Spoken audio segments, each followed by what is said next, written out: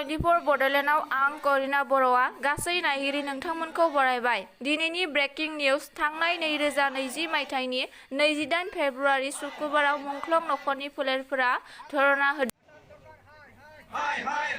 थांनाय 2020 मायथाइनि 28 फेब्रुआरि सुक्रुबाराव मुंख्लं नखरनि फोलेरफोरा धरना होदों।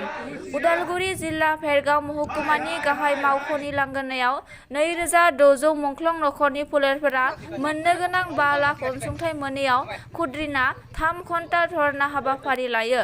लोगोसे गांसे गोसोखां बिलाइ आसामनि गाहाय मन्थ्रिनि सिम भेरगाव महकुमायाव गथायो।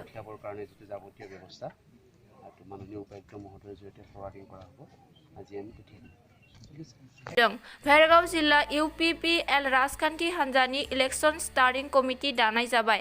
बे मेलाव गोबां गुबुन गुबुन राजखान्थि हान्जानि मावथिफोरा UPPL आव हाबफायो।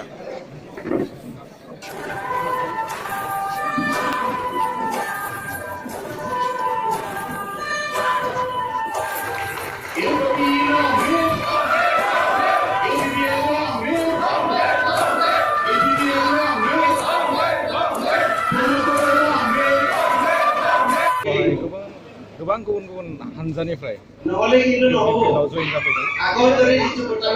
भेरगाव कमिटि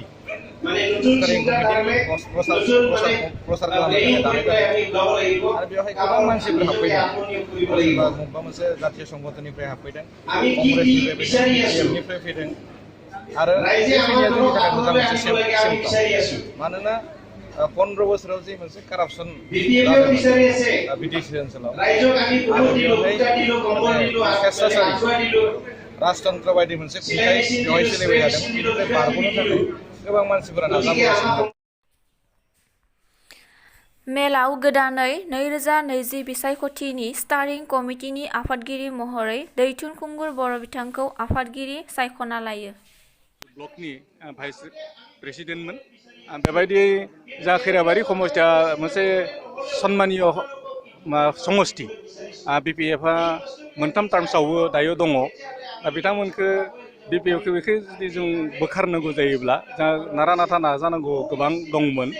आं पार्टिकुलार खैराबारि समस्तिनि सासे मावथि हिसाबै आं मावगोन सानदोंमोन। नाथाय दायो बिबाना जोंनि भेरगाव डिस्ट्रिक्टनि मोनबा समस्तिनि सायावबो जिहेतु आंनि बिबाना गोलैसिगोन। बेखाय मोनबा समस्तियावबो जोङो BPFखौ फेजेननो थाखाय दानि रुलिं गभर्नमेन्टनि बिजाथिफोरखौ फेजेननो थाखाय जों नाजाथारनांसिगोन आरो आं मिजिंथियो जों बे बाराव भेरगाव डिस्ट्रिक्टनि मोनबा समस्तियावबो जों देरहालांनो हागोन। BTCनि बिसायख'थिया फैगासिनो। गोबां राजखान्थि दोलोनि मेल मिटिंआबो बांबोगासिनो। मैया टंलानि बरदलै भवनाव खालिंदुवार मण्डल BJPनि गोनां मेल जाना थाङो।